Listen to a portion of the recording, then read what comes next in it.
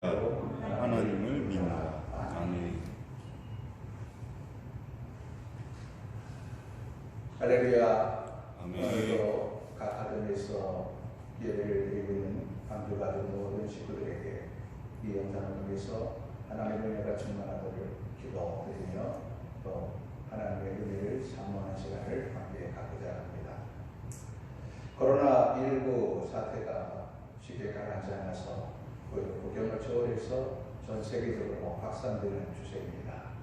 어떤 학자는 말하기를 이미 코로나 신종 변이가 일어났다고까지 주장을 합니다. 우리 국가적으로도 큰 재난을 맞이했지요. 국가가 전체가 나서서 이 재난을 막기 위해서 안간히 힘을 쓰고 온 국민들이 마음을 합하고 있습니다. 그러나 쉽게 사태가 가라앉지 않고 있습니다. 장사하는 분들은 많은 타격을 받고 있고 심지어 큰 공장들마저 가동을 중단하기 시작했습니다. 학생들은 등교를 하지 못하고 있고 또 많은 구사원들이 가정에서 재택근무를 하고 있습니다. 온통 하늘이 잿빛으로 물들고 사람의 마음까지도 잿빛으로 어두워가는 세상을 우리는 살고 있습니다. 이런 때를 맞이해서 크리스천인 우리는 어떻게 살아야 할까요? 그리고 우리가 이 세상에 대해서 취해야 될 태도는 무엇일까? 오늘은 2000년 전 망망대해에서 한 무역선이 당했던 그 고통의 위기 상황 속으로 들어가서 오늘 우리의 위기 상황을 어떻게 대처해야 되는가를 함께 살펴보고자 합니다. 먼저 2000년 전의 상황 속으로 들어가 보겠습니다. 우리는 조금 전에 2000년 전에 어떤 일이 있었는가 함께 각 가정에서 성경을 읽었습니다. 그 본문에 보면 첫째로 폭풍 속의 난파선을 만나게 됩니다. 무역선 아드라무떼노에는 다양한 사람들이 생선해 있었습니다. 선주, 선장, 선원, 그리고 많은 상인들, 그리고 군인들, 심지어 죄수까지 그 배에 생선해 있었습니다. 각각의 신분은 다르지만 그들의 공통된 목적은 좀 더 나은 삶을 꿈꾸며 푸른 꿈을 안고 항해에 임했다는 것이지요. 그런데 문제는 망망대해에서 광풍을 만나고 합니다. 처음에 바람을 만났을 때는 각자 자신들의 사명, 노하우, 기능, 역할을 감당하면서 그것을 능히 이길 수 있으리라 생각을 했겠지요. 그러나 점점 노도 광풍은 심해지고 그들 나름대로 안간힘을 썼지만 이 광풍은 가라앉지 않았습니다. 오히려 속수무책이 되고 상황은 점점 악화됩니다. 그래서 저와 같이 14일 동안이나 아무것도 먹지 못하고 칠 같은 어두움 속에서 두려움과 공포에 사로잡혀 지내고 있습니다. 신분을 초월하여 이 배에는 276명이 타고 있었는데 모두가 다 사색이 되어서 두려움과 공포 가운데 떨고 있습니다. 더 이상 선장도 선원도 사업가도 그들이 할 수 있는 일은 아무것도 없었습니다. 그래서 아무 일도 하지 못한 채 그저 주저앉아서 망연자실하게 두려움과 공포에 쌓여 있었습니다. 이런 상황을 뚫고 일어난 사람이 있었으니 그가 바로 죄수 신분으로 이 배에 승선했던 사도 바울입니다. 오히려 바울은 다른 사람들에게 그동안에 많은 멸시와 무시를 당해왔어요. 오늘 성경에 기록되어 있는 것처럼 바울은 사실 그 바다, 그 계절풍이 이미 불고 있는 것을 알고 있었기 때문에 항해를 멈추자고 건의했지만 사람들부터 무시를 당했습니다. 내까지 이게 뭔데? 네가 바다를 아냐? 네가 배를 하냐? 이런 무시를 당하고 결국은 바울의 권고에도 불구하고 항해를 시작했다가 이 어려움을 만나게 된 것이지요. 그렇지만 바울은 낙심하지 않고 이런 어려움과 좌절 속에 있을 때에 분연히 일어나서 이 어려움을 타개하기 위해서 자신이 해야 될 일을 찾았다는 것입니다. 그래서 두 번째로는 바울의 외침을 살펴보고자 합니다. 오늘 본문에 보면 바울은 두 가지를 외칩니다. 첫 번째는 안심하라 하는 것입니다. 따라하십시다. 안심하라. 안심하라. 두려움과 공포에 떨고 있는 이들에게 이것보다 더 기쁘고 복된 소식은 없었을 것입니다. 돈 많은 사업가도 심지어는 오랫동안 배에서 살아온 선장도 그리고 선원들도 그리고 심지어는 힘을 가지고 있는 군인이나 백부장도 아무 일을 할 수 없었어.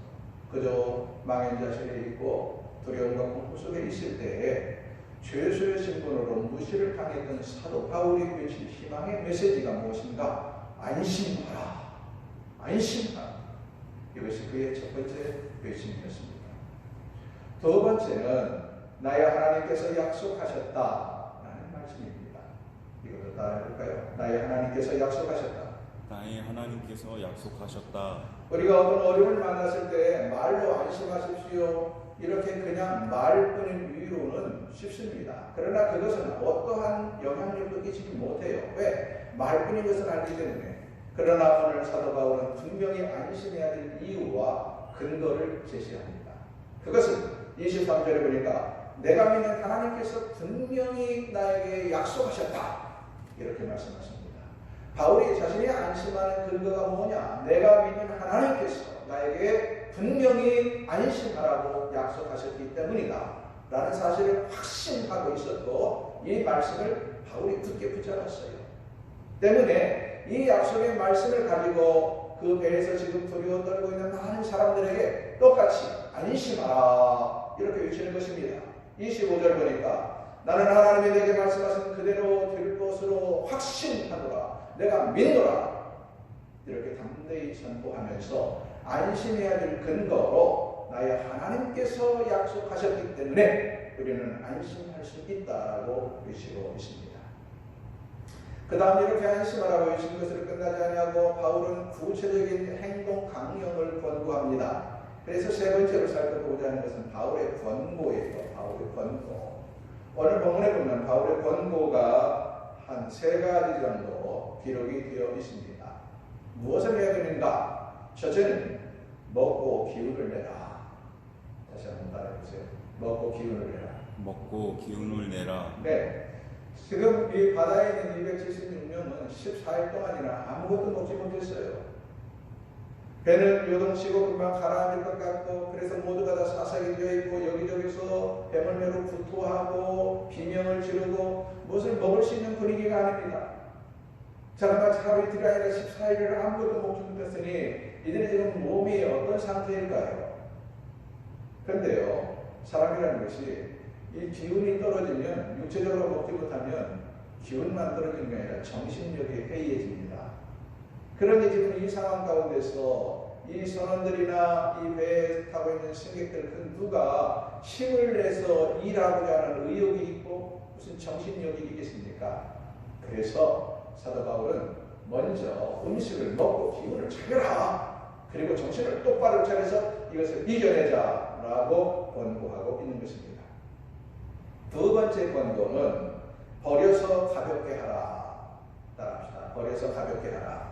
버려서 가볍게 하라. 지금 배 안에 있는 모든 것들을 버려서 배를 가볍게 만들라는 것입니다. 그들이 버려야 될 것들이 많이 있었는데 첫 번째는 무엇인가? 무역품들이에요. 무역품들. 이 무역품들을 많은 장사꾼들이 사업가들이 그 어려움을 딛고 머나먼 바다를 항해하는 이유가 무엇인가? 이 무역품을 팔아서 많은 이윤을 남기기 위함인데 이것을 버리라고 말합니다.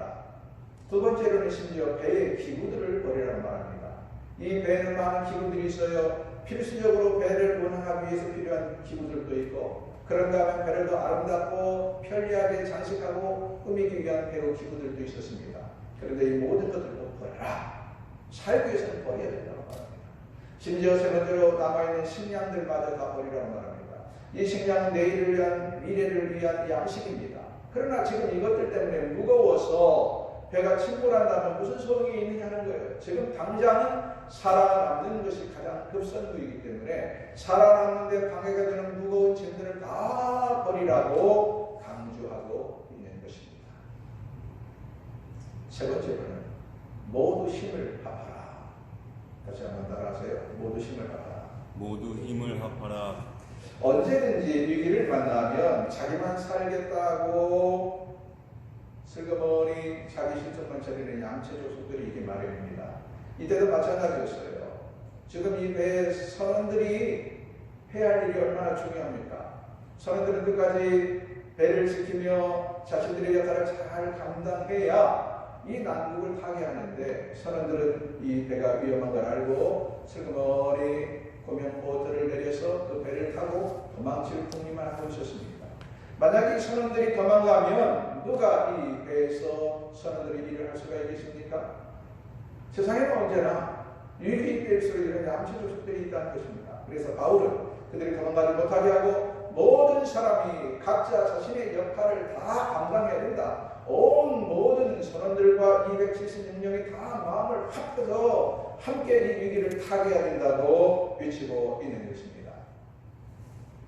자, 이런 바울의 세 가지 권고를 오늘 우리는 함께 살펴보았습니다. 이제 그렇다면 2000년 전의 상황을 오늘 우리가 살고 있는 이 시대에 적용을 해보겠습니다. 첫째는 지금 우리의 사회입니다. 지금 우리의 사회는 2000년 전에 아드라프 때 호가 만났던 상황과 너무 흡사합니다. 모두가 이 코로나19 사태 때문에 당황하고 두려워하고 온 세상이 다 얼어붙어 버렸습니다. 서로 책임을 전가하기에 바쁘고, 그리고 이것이 누구로부터 시작됐는가 싶어서 원망하고 증오심이 불타오르고 있습니다. 이때야말로 성도들의 역할이 매우 중요하다는 것입니다. 2000년 전 그 위기 상황, 두려움과 공포의 상황 속에서 사도 바울의 역할이 매우 중요했던 것처럼 이때야말로 바로 우리 성도들이 해야 할 일이 중요하다. 제가 어제 저녁 때 여러 성도님들께 영상을 하나 보내드렸죠. 보셨나요? 보시라고 보내드렸는데, 그것은 우한에서 코로나 사태가 한참 진행 중일 때 우한의 한 교회 성도들이 어떤 자세를 취했는가를 보여주는 영상입니다. 우한의 시민들이 다 두려워 떨고 있고 사람 만나는 걸 꺼려하고 다 움츠러들고 있을 때 우한의 한 교회 성도들이 마스크를 들고 나가서 그 힘들어하는 사람들에게 마스크를 나눠주면서 힘내세요. 하나님 우리를 사랑하십니다. 이 병은 곧 퇴치될 것입니다. 외치는 모습을 영상으로 찍은 것을 보게 됩니다. 여러분, 중국 우한의 교인들이 그렇게 하는 것은 우리가 나가서 하는 것보다 훨씬 더 힘이 들고 위험한 일입니다. 왜냐하면 중국 당국은 예수 믿는 것을 인정하지 않아요. 그래서 그들의 신분이 타도나면 이 다음에 그들에게 어떤 어려움이 있을지도 모릅니다. 교회가 어떤 박해를 받을지도 모릅니다. 무슨 개인적으로 지금 사람을 만나서 코로나가 전염이 되느냐 안 되느냐 이 차원의 문제 정도가 아니라 그것은 기본이고, 앞으로 그들의 미래가 어떻게 될지 당국에 의해서 어떻게 될지 모르는 상황이에요. 그런데도 불구하고 자신들의 신분을 드러내고 나가서 빛으로 소금으로 힘들어하는 사람들이 위로하고 격려했다. 이것이 바로 크리스찬의 바른 자세다 하는 것입니다. 저는 그 영상을 몇 번을 보면서 참 많은 보전을 받았어요. 그러면서 우리가 해야 할 일이 무엇일까 생각을 하게 되었습니다. 지난주에 제가 전한 말씀의 핵심이 무엇이었습니까? 우리는 그리스도의 향기다. 그리스도의 빛이다. 그래서 이 어둠으로 가득 찬 세상에 빛을 비춰야 된다. 그리고 악취가 나는 코로나19의 악취가 진동하는 모든 곳곳마다 그리스도의 향기로 가득 채워야 된다. 이것이 지난주 설교의 요지였습니다. 그렇다면 오늘은 그 말씀에서 조금 더 나아가서 우한의 교인들처럼 우리가 정말로 이 시대에 이 상황 가운데서 할 수 있는 일이 무엇인가, 해야 할 일이 무엇인가, 어떤 자세를 가져야 되는가에 대해서 말씀을 드리려고 합니다. 그래서 두 번째로는 구체적인 대응책을 찾아보겠습니다. 사도 바울이 구체적으로 어떻게 권고했고 어떻게 대응했는가처럼 이 시대를 바라보면서 우리는 어떻게 구체적으로 대응을 해야 될 것인가, 네 가지를 말씀을 드리겠습니다. 이것이 오늘의 결론이기도 합니다. 그래서 모르겠어요. 다음 주에 또 코로나19와 관련된 설교를 하게 될지 안 하게 될지 모르지만 이것이 제가 하고자 하는 말씀의 핵심이고, 그리고 성경이 우리에게 이 시대를 보면서 크리스찬이 가져야 될 자세와 행동 강령을 가르쳐 준다고 생각을 합니다. 첫 번째는 나부터 주님 약속을 확신하자. 따라합시다. 나부터 주님 약속을 확신하자. 나부터 주님 약속을 확신하자. 지금 이렇게 고난의 현장에, 위기의 현장에서 먼저 나부터 주님의 약속을 분명하게 붙잡고 확신해야 된다는 것입니다. 어떤 어려움이 찾아오면 고난이 찾아오면 우리의 신앙이 보석과 같은 신앙인지 잡석과 같은 신앙인지가 분별이 됩니다. 석발기라고 그러죠. 쌀이나 뭐 이런 것을 석발기에 넣고 돌리면 실제 알곡과 쭉정이 또는 돌멩이들이 구분이 됩니다. 이것처럼 이번 코로나19 사태를 겪으면서 신자라고 말하는 사람들 중에서도 참 신앙인과 잘못된 가짜 신앙인이 구별이 된다는 것입니다. 신자라고 말하면서도 많은 사람들이 세상의 사람들처럼 똑같이 고민하고 좌절하고 두려워하고 사재기하고 한다면 과연 그 사람이 바른 신자일까? 바울을 보십시오. 우리가 본 것처럼 276명이 다 두려워 떨 수밖에 없는 상황 속에서 바울이 자신이 하나님의 약속을 분명하게 믿고 확신했던 것처럼 이 시대를 바라보면서 제일 먼저 해야 할 일은 우리 자신이 하나님의 약속을 분명하게 붙잡고 확신하는 것입니다. 우리는 지금 코로나19 사태와 함께 이 광풍과 함께 살아가면서 이것을 싸워 이겨내야 합니다. 중요한 것은 이 광풍이 있느냐 없느냐가 아니에요. 광풍은 이번에 코로나 사태가 가라앉는다 할지라도 앞으로 이보다 더 큰 새로운 신종 전염병들이 생기지 말라는 법이 없습니다. 국가의 천재지변이 나지 말라는 법이 없어요. 중요한 것은 그런 순간마다 그때마다 내가 내 안에 계신 하나님 그리고 하나님이 내게 주신 약속의 말씀을 분명하게 붙잡고 있느냐 확신하느냐 이 사실입니다. 바울처럼 사랑하는 여러분요, 나는 내가 속한과 내가 섬기는 하나님을 분명하게 확신하십니까? 그 하나님께서 이 위기 속에서 나를 건지시고 지키신다는 분명한 확신이 있습니까? 그러므로 두려워하십시오. 안심하십시오. 두 번째는 희망과 위로와 격려하자. 따라합시다. 희망과 위로와 격려하자. 희망과 위로와 격려하자. 지금 우리 사회를 보면서 가장 필요한 게 뭘까? 절망하고 낙심하고 좌절해 있는 사람들에게 가장 필요한 게 뭘까요? 희망의 메시지입니다. 사람들은 저마다 호기심 반 두려움 반으로 매스컴 앞에 귀를 기울입니다.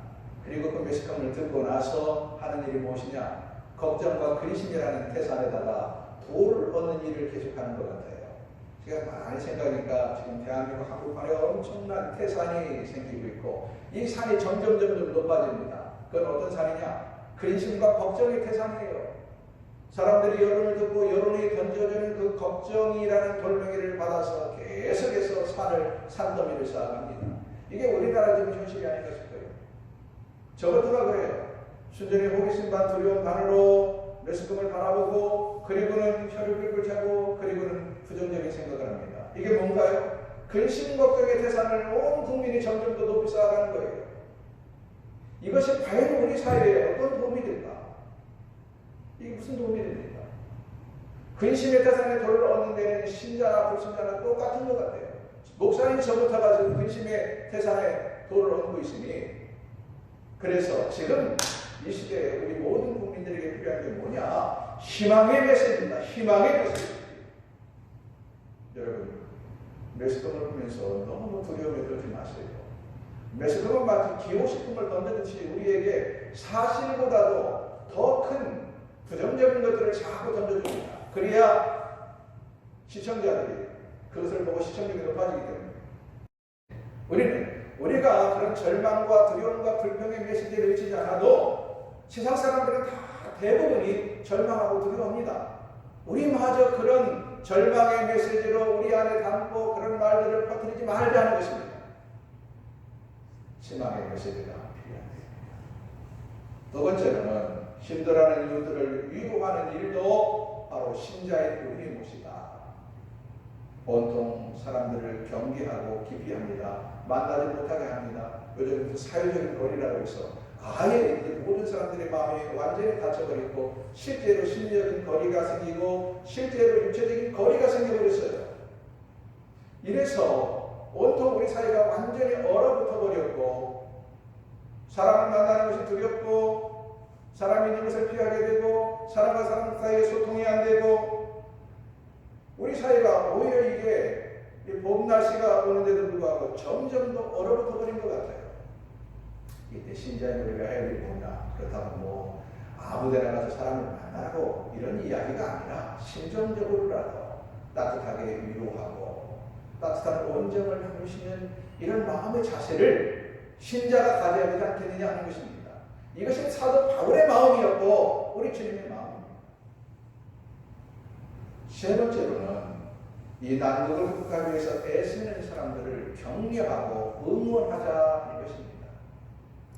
자신의 직업 때문이든 아니면 자원에서 봉사하는 사람들이든 지금 이 난국을 타기 위해서 얼마나 많은 사람들이 수고하고 있습니까? 의료진을 비롯해서 공무원들, 자원봉사자들, 각종의 많은 사람들이 이 일에 지금 헌신하고 매달리고 있습니다. 비록 내가 그들이 함께 동참하지 못했다 할지라도 그분들의 수고와 노력에 대해서 우리는 감사하는 마음을 가져야 됩니다. 자신의 몸을 돌보지 아니하고 그 현장에 뛰는 수많은 사람들을 보십시오. 그분들을 격려하고 응원을 해야 될 필요가 우리에게 있다. 그리고 그분들의 마음을 온 마음을 다해 진심으로 감사하는 태도를 지녀야 됩니다. 그리고 마지막으로 세 번째로 이웃의 필요를 채워주자. 따라합시다. 이웃의 필요를 채워주자. 이웃의 필요를 채워주자. 여기부터가 실제로 우리가 해야 될 더 구체적인 행동 방향입니다. 우리는 이웃의 필요를 채워줘야 됩니다. 성경은 말하기를 형제들아 말과 뼈로만 사랑하지 말고 행함과 진실함으로 그리하자 이렇게 우리에게 말씀하십니다. 우리는 구체적으로 이웃의 필요를 채워줘야 된다는 것입니다. 어떤 방법들이 있을까? 많은 방법들이 있겠지만 제가 많이 생각해 보니까 첫째는 성금으로 이웃을 돕는 것입니다. 지금 많은 구호단체에서 또는 언론사에서 이 코로나 사태를 돕기 위한 성금 모으기를 합니다. 이 일에 우리도 함께 참여하는 것입니다. 작은 정성이지만 함께 작은 돈이지만 모으면 태산이 되는 것처럼 이런 정성들이 지금은 필요할 때입니다. 또 사회나 언론사의 구호단체나 이런 데 기부가 어려우면 교회에 헌금으로 기부하십시오. 나눔 헌금 이렇게 해서 교회에 헌금하시면 그것들을 모아서 필요한 곳에 그대로 전달을 하도록 하겠습니다.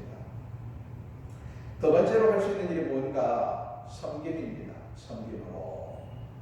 우리에게 도움이 필요한 것들은 사실 돈으로만 가는 것이 아닙니다. 우리의 어떤 은사, 재능, 우리의 심, 우리의 시간, 우리의 손과 발을 통해서 이 어려운 이웃들을 도울 수가 있다는 것입니다. 그래서 어떤 일이 있을까? 생각하기 나름이지만 예컨대 이럴 때일수록 직접적으로 우리가 환자를 만나고 하는 것은 쉽지 않지요. 우리에게 무슨 의료 기술이 있는 것도 아니고 그분들을 접촉할 수 있는 기회가 있는 것은 아닙니다만은 그럴 또 재능이 있는 분들은 직접 찾아가는 것도 필요하지요. 그러나 그렇지 못하더라도 이런 코로나 사태 때문에 실제로 직접적으로만 아니라 간접적으로 많은 어려움을 겪고 있는 이웃들이 있습니다. 예컨대 노약자들이 집에서 찾아오는 사람도 없고 심지어는 평소에 오던 반찬이나 이런 손길들도 끊기고 또 예를 들면 집에 또 사람의 손길이 필요한데 도움의 손길이 없어서 어려움을 겪는 분들이 있을 수 있을 겁니다. 우리가 접촉이 가능하다면 가능한 범위에서도 이분들을 도울 수 있는 길이 있을 것입니다. 저는 지난주에 그리스도의 향기 이 설교를 해놓고 한 주 동안 생각을 해봤어요. 너는 그렇게 설교해놓고 교인들에게 어떤 구체적인 행동 지침을 주었는가? 너는 강조기가 할 일에 대해서 한 번이라도 고민해보았는가? 그래서 고민 끝에 지난주에 동사무소 직원들을 만났습니다. 그래서 이 주변의 코로나 사태 때문에 직접적으로 또는 간접적으로 어려움을 겪고 있는 분들은 없는가? 그분들이 있다면 혹시라도 연약하지만 우리 강조교회가 힘을 합해서 도우시는 일은 없겠는가? 전화로 의논을 하고 또 직접 그분들이 찾아오셔서 함께 의논하겠습니다. 때마침 이 지역에 반찬 배달이나 또 직접 찾아가서 이 코로나 사태 때문에 사람을 못 만나게 하니까 찾아가서 위로하고 격려하는 이런 일들이 중단이 되어서 한 20가정의 소외계층들이 어려움을 겪고 있다는 소식을 전해주셨어요.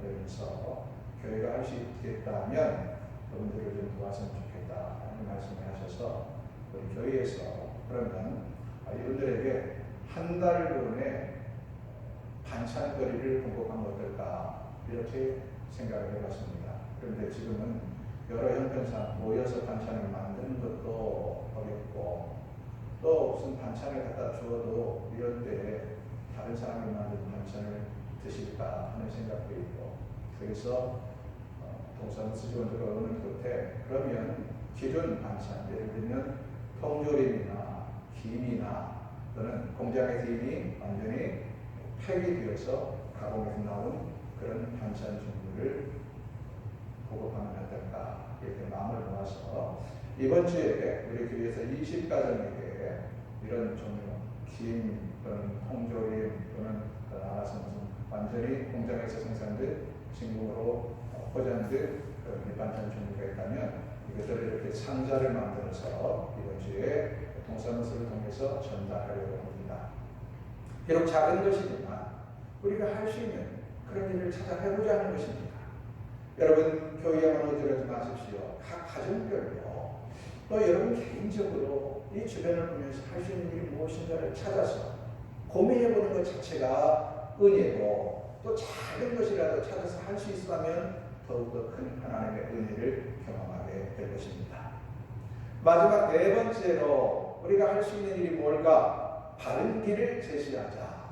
따라합시다. 바른 길을 제시하자. 바른 길을 제시하자. 이 시대에 바른 길을 제시해야 된다는 것입니다. 어느 것이 어느 길이 옳은지 모르고 무엇 때문에 이런 문제가 생겼는지 모르고 근본적으로 이런 어려운 가운데서 해결되고 해소되는 방법이 무엇인지 모르는 분들에게 바른 길을 제시하자. 마태복음 14장에 보면 예수님께서 갈릴리 바다에 풍랑을 잠잠케 한 사건이 나옵니다. 예수님이 많은 사람들을 먹이시고 가르치신 다음에 홀로 산으로 기도하러 가시고 제자들은 더 어두워지기 전에 갈릴리 바다를 건너서 자기들의 숙소로 가게 됩니다. 그런데 이때 제자들은 사실 거의 대부분이 그 갈릴리 바다에서 자란 어부들이거든요. 그럼에도 불구하고 배가 이 호수 한가운데 이르렀을 때 광풍이 일어요. 풍랑이 일어요. 그래서 아무리 힘을 줘서 배를 저어도 배가 한 걸음도 앞으로 나가지 못하고 풍랑은 이 배를 뒤집어 엎을듯이 계속해서 끌어옵니다. 이 배 안에서 제자들은 두려워하고 고통을 당하고 있었어요. 그런데 한순간 예수님께서 그 바다를 걸어오십니다. 그러면서 이 두려워 떨고 있는 낙심하고 있는 제자들에게 말씀하시기를 마태복음 14장 27절 보니까 안심하라. 나니 두려워하지 마라. 안심하라. 나다. 두려워하지 마라. 이렇게 위로하는 모습을 보게 됩니다. 그리고 예수님께서 그 배에 함께 승선을 하세요. 승선하자마자 그렇게 불던 광풍이 그대로 잠잠해지고 그쳤다라고 성경이 기록되어 있어요. 사랑하는 여러분, 우리가 이것을 보면서 뭘 느낍니까? 인생에 풍랑이 있느냐 없느냐, 물론 풍랑이 없으면 얼마나 좋겠습니까만은 아까 제가 말씀드린 것처럼 인생의 풍랑은 끝없이 닥쳐오게 됩니다. 이 코로나19 사태가 끝나도 앞으로도 새로운 신종 코로나가 생길 수 있고요. 또 국가의 천재지변이 있을 수 있고요. 또 이런 사회적인 재난이 아니라 개인적으로도 얼마든지 풍랑은 있을 수 있습니다. 그러므로 중요한 것은 풍랑이 있느냐 없느냐보다도 더 중요한 것은 그 풍랑을 해결하실 분을 내가 만났느냐 하는 것입니다. 그 풍랑 속에서도 내게 잠잠하게 그 문제를 가라앉히고 내 마음에 평안과 기쁨을 줄 수 있는 분이 내 안에 있느냐. 이 제자들의 배 안에 예수님이 안 계실 때는 풍랑이 일어나지만 예수님께서 승선하시자 풍랑이 가라앉았던 것처럼 우리 인생에 어떤 풍랑이 불어오든지 간에 예수님이 우리와 함께 하시면 그 안에서도 우리는 평안을 누릴 수 있고 그 모든 풍랑은 가라앉게 되어 있다 하는 것입니다. 사랑하는 여러분, 우리에게도 이 예수님이 필요합니다. 이 예수님으로 인하여 우리는 이 거친 풍랑을 이길 수 있고 평안을 누릴 수가 있습니다.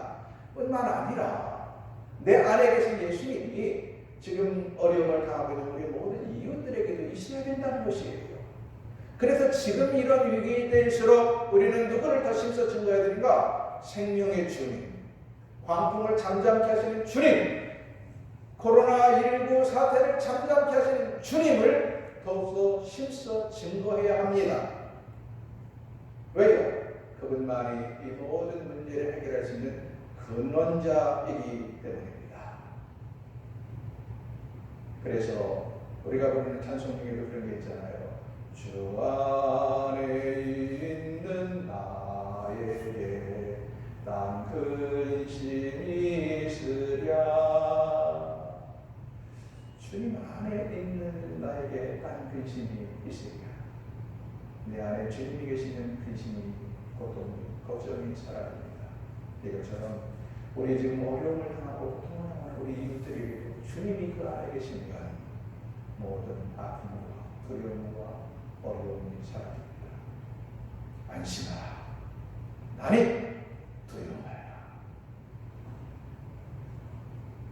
이 주님을 우리가 먼저 굳게 붙잡으시고 이 주님이 필요한 모든 분들에게 이 주님을 힘써 증거합니다. 어떤 일인지 예수 그리스도 안에서 진정한 평강과 평안과 자유와 쉼을 누릴 수 있기를 우리 주님의 이름으로 축원합니다. 기도하겠습니다. 하늘에 계신 아버지, 오늘도 많은 사람들이 두려워하고 좌절하고 낙심하고 있는 상황 가운데서 우리는 그리스도의 방기요 그리스도의 빛으로서 구체적으로 어떤 일을 어떻게 해야 될지 오늘 말씀하시사오니 감사합니다. 듣는 것으로 그치지 아니하고 이 일대로 나아가서 결심하고 행동으로 옮기게 하옵소서.